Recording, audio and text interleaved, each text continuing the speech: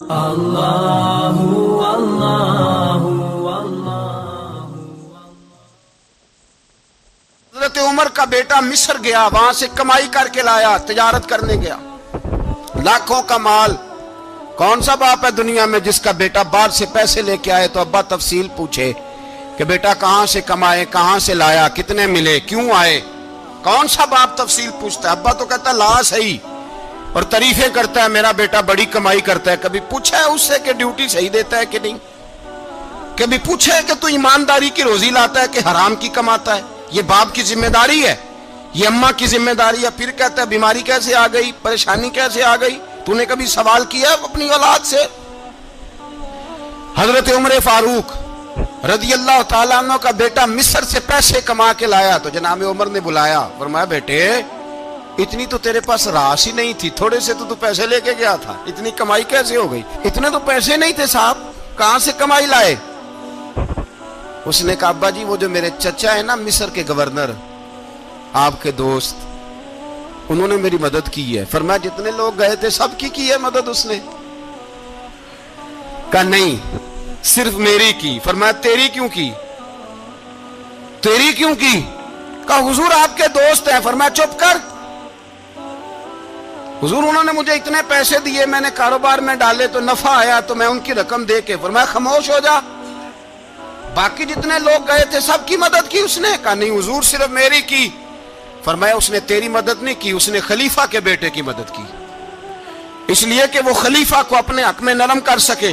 فرمایا آدھا مال تیرا ہے، آدھا مال غنیمت کا ہے، مال خزانہ کا ہے، مسلمانوں کا ہے، اس لیے کہ تو جو وہاں سے مال کما کے لایا ہے وہ اپنے باپ کے خلیفہ ہونے کی وجہ سے کما کے لایا ہے، لہذا رکھ ادھر۔ یہاں کہتے ہیں کدھر سے آیا، کیسے آیا، کون سا حساب دیں، کیا کریں؟ او بھائی حضرت عمر رضی اللہ تعالیٰ عنہ کا اپنی اولاد کے بارے میں یہ رنگ ہے۔ ایک جنگ سے نا خوشبو آئی، خوشبو بڑی مہنگی ہوتی تھی، عرب میں خوشبو آج بھی بڑی مہنگی ہے، وہ زیادہ استعمال کرتے ہیں۔ میری باتوں کی سمجھ آ رہی ہے میرے بھائیوں؟ بڑی مہنگی خوشبو تھی۔ جب وہ خوشبو آئی تو حضرت عمر نے کہا، گھر میں پہلے پہنچی حضرت عمر کے، چونکہ زیادہ عورتیں استعمال کرتی تھی گھر کے اندر خوشبو، مرد بھی لگاتے۔ حضرت عمر نے اپنی بیوی سے کہا، آپ کی زوجہ تو تھی وہ بڑی خوشبو کو پسند کرتی۔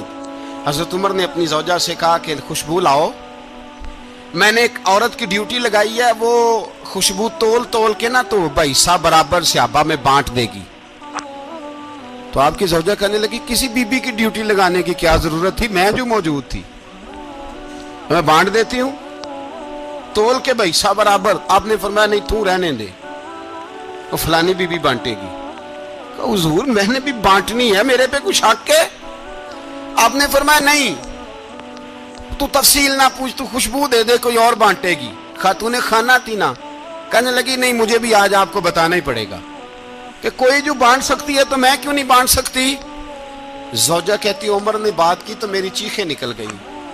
حضرت عمر فرمانے لگے جب تو خوشبو بانٹے گی نا تیرے ہاتھوں کو بھی لگے گی، تیرے دوپٹوں کو بھی لگ جائے گی۔ اگر رب کریم نے مجھ سے سوال پوچھا کہ عمر خوشبو تو مسلمانوں کی تھی، تیری بیوی کے دوپٹے کو کیوں لگ گئی، تو میں اللہ کے حضور کیا جواب دوں گا؟ اگر اللہ نے یہ سوال کیا کہ تیری بیوی نے کیوں لگائی، وہ تو حصہ تھا مسلمانوں کا، تو نے تیری بیوی نے کیوں لگائی؟ تو فرمایا میں نہیں چاہتا کہ اللہ کے حضور مجھے اور تجھے باز پرس ہو، لہذا کسی اور کو بانٹنے دے۔ زوجہ روئی اور تڑپ کے کہنے لگی عمر مجھے لگتا ہے صبح قیامت بھی تیری بیوی ہونے کی وجہ سے اللہ مجھے جنت عطا فرما دے گا، تیری زوجہ ہونے کی برکت سے۔ بھائی یہ معیار رکھا، خدا کی قسم ایسا شخص تاریخ میں دوبارہ نہیں آیا۔ اتنا بڑا آدمی، اتنا بڑا شخص، اتنا بڑا آدمی، اور پھر رنگ یہ ہے کہ عمر 22 لاکھ مربع میل کا حکمران، 22 لاکھ، اور کھجور کے درخت کے نیچے مٹی کا ڈھیلا لے کے سو گئے ہیں، پرواہ کوئی نہیں، کوئی مسئلہ ہی نہیں۔ دو غلام ساتھ بیٹھے تو ایک روٹی حضرت عمر نے گھر سے منگوائی، تھوڑا سا سرکہ، تو غلام کہنے لگے ہم نے بھی کھانی ہے۔ فرمایا کوئی حرج نہیں، روٹی کو پیٹ بھر کے کھانا ضروری تو نہیں، 3 حصوں میں بانٹ لیتے۔ ایک آدمی آیا ہوا تھا مصر کا رہنے والا ملنے کے لیے، اس نے پوچھا عمر کدھر ہے؟ تو کہا وہ ادھر جاؤ مسجد میں بیٹھے ہوں گے. اور واپس آیا تو کہنے لگا وہاں تو 3 غلام بیٹھے ہیں, ایک روٹی بانٹ بانٹ کے کھا رہے ہیں, لگتا ہے کئی دنوں سے روٹی نہیں ملی. کہا 3 غلام تو کوئی نہیں, وہاں 2 ہی تھے, تیسرے تو امیر المومنین تھے. اس نے کہا نہیں نہیں 3 غلام ہیں, کپڑے بھی ایک طرح کے پہنے ہوئے ہیں, بلکہ 2 کے تو پھر صحیح ہیں, تیسرے کے تو زیادہ ماڑے ہیں. کپڑے بھی ایک طرح کے, کھانا پینا بھی ایک طرح کا, اور ان کا نشست برخاست بھی ایک طرح کی ہے, لہذا کوئی فرق نہیں. حضرت ابو ہریرہ کہتے ہیں میں لے کے آیا, اور جناب عمر کو جب میں نے کچی زمین میں تامت سمیٹ بیٹھے دیکھا تو میں رو پڑا. میں نے اس مصر سے آنے والے کو کہا تو اس کے جلوے دیکھ, اگر اس کی ذات میں اتنا حسن ہے تو محمد عربی کا مقام کیا ہوگا. یہ مقام غور ہے, مقام غور. 10 محرم کو لوگ دیگے پکائیں گے نا, نہیں پکانی ہے, کوئی بول دے نہیں, ہاں نہ نہیں کر دے, پروگرام بدلیا تو نہیں دی عید کی کہ وہی کام شروع ہوا ہے لاسٹ ٹائٹ ہونے والا. کیوں جی, پکنی ہے نا دیکھیں 10 محرم کو انشاءاللہ تعالی, ہم بھی پکائیں گے انشاءاللہ, یہاں بھی پروگرام ہوگا. تو 10 محرم کو جو دیگ پکنی ہے تو ایسا نہیں ہو سکتا کہ 1 محرم کو حضرت عمر کے نام کی بھی کوئی پک جائے. اگر امام حسن حسین کے نام کی دیگیں پکیں تو جو امام حسن حسین سے پیار کرنے والے ہیں, جو امام حسن حسین سے, ہم لوگوں نے بھی عجیب رٹا اپنایا ہے نا, ہم لوگ بات کا ایک پہلو دیکھتے ہیں دوسرا نہیں دیکھتے. حضرت امام حسن اور حسین کو بھی نبی پاک نے شہید کہا, اور جناب عمر کو بھی رسول اللہ نے خود شہید فرمایا. فرمایا شہید ہے, خود فرمایا اپنی زبان سے کہ یہ شہید ہے, خود میرا عمر شہید ہے. تو ان کے نام کی دیگ نہیں پکنی چاہیے, اس طرف نہیں ہماری توجہ ہونی چاہیے. اور اہل بیت نبو, یہ بات میں پہلے بھی کرتا ہوں, آج پھر کرنا ضروری سمجھتا ہوں. اہل بیت کا پیار, سن لو کان کھول کے, اہل بیت کا پیار اگر ہمیں کسی نے سکھایا ہے تو سیدنا عمر فاروق نے سکھایا ہے. اہل بیت نبوت کی محبت اگر کسی نے سکھائی ہے تو کس نے سکھائی ہے؟ بول کے بتائیے. حضرت عمر نے. اہل بیت کا پیار ہمیں حضرت عمر نے بول کر کے سکھایا ہے. بھائی یاد رکھیں, کسی کی طاقت نہیں تھی دم مارنے کی حضرت عمر کے سامنے, طاقت ہی نہیں تھی.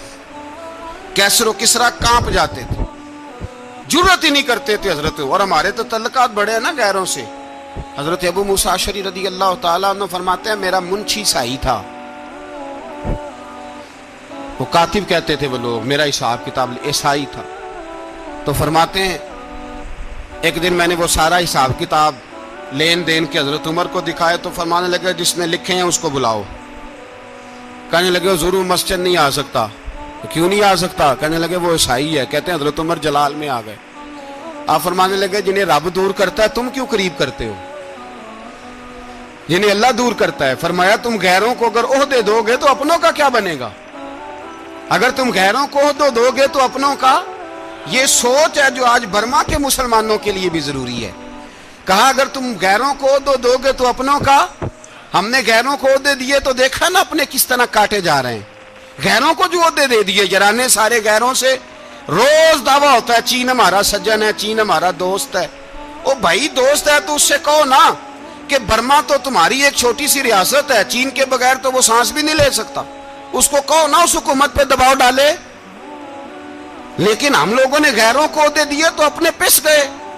حضرت عمر کہتے تھے ذمی کا ہم ادب کریں گے, ذمی کافر کا ہم, ایسا کافر جو مسلمان ریاست کو قبول کرے, بدامنی نہ پھیلائے. ایک آدمی کو آپ نے دیکھا آنکھوں سے نابینا ہے اور بھیک مانگ رہا ہے, تو حضرت عمر کو نظر آ گیا. فرمایا کون ہو؟ اس نے کہا میں یہودی ہوں. فرمایا بھیک کیوں مانگتے ہو؟ کہا جب تک تندرست تھا مسلمانوں کو جزیہ دیتا تھا, بوڑھا ہو گیا ہوں کیا کروں. حضرت عمر نے گھوڑے کی پشت پہ بٹھایا, کافر کو گھوڑے کی پشت پہ بٹھایا اور بٹھا کے مدینے لائے. حضرت علی شیر خدا وزیر خزانہ تھے. فرمایا علی اس کا وظیفہ جاری کرو.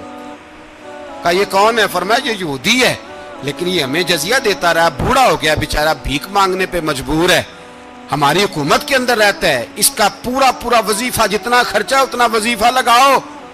حضرت علی کہتے ہیں میں وظیفہ لگا رہا تھا اور وہ میرے نبی کا کلمہ پڑھ رہا تھا, وہ رسول اللہ کا کلمہ پڑھ رہا تھا. یہ مزاج, یہ نہیں کہ کافر. حضرت عمر نے گورنروں کو خط لکھے تھے کہ زبردستی کسی کو مسلمان نہیں کرنا, جہاں ان کی عبادت گاہیں بنی ہو گرانی نہیں, کوئی مندر کوئی گرجا ضائع نہیں کرنا. اسلام سب کو جینے کا موقع دیتا ہے، پر بےایمانوں، ظالموں، بدذاتوں، تمہیں یہ کہتا ہے کہ ہم تمہیں جینے کا موقع دیتے، تم بھی مسلمانوں کو جینے کا موقع دو۔ یہ جہاں بستے ہیں، جہاں رہتے ہیں، انہیں وہاں جینے کا موقع دو، انہیں بھی اللہ اکبر کہنے کا موقع دو، انہیں بھی قرآن پڑھنے کا موقع دو، انہیں بھی رسول اللہ پر درود پڑھنے کا موقع دو۔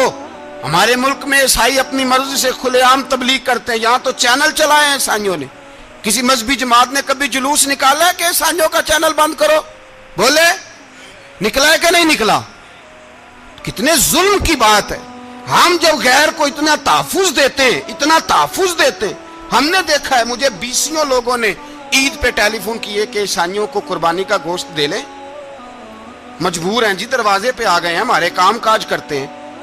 بیسیوں لوگ، عام آدمی کے دل میں ان کا اتنا جذبہ ہے، وہ مسائل کا بیان کرنا ایک علیحدہ بات، لیکن ہمارے دل کافر کے حق میں بھی نرم ہو جاتے ہیں۔ تم کس قدر زیادہ بےایمان ہو، اور کفر کس قدر زیادہ ذلیل ہو گیا ہے کہ مسلمان کے حق میں نرم ہوتا ہی نہیں۔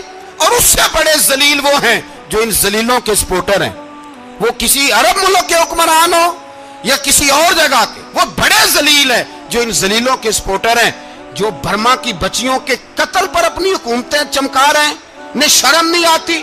اس قدر مسلمان تڑپا ہے، لیکن ان بے غیرتوں کو ذرا ہوش نہیں آئی، اور یہ ان کے کماش، ان کے دلال جو ہر جگہ ان کی سپورٹ کر کے اپنی حکومتیں قائم کرتے ہیں، بے ایمانوں کو پتہ نہیں کہ کب ان پر اللہ کا عذاب اترے گا اور کس طرح ان کے پرخشے اڑیں گے۔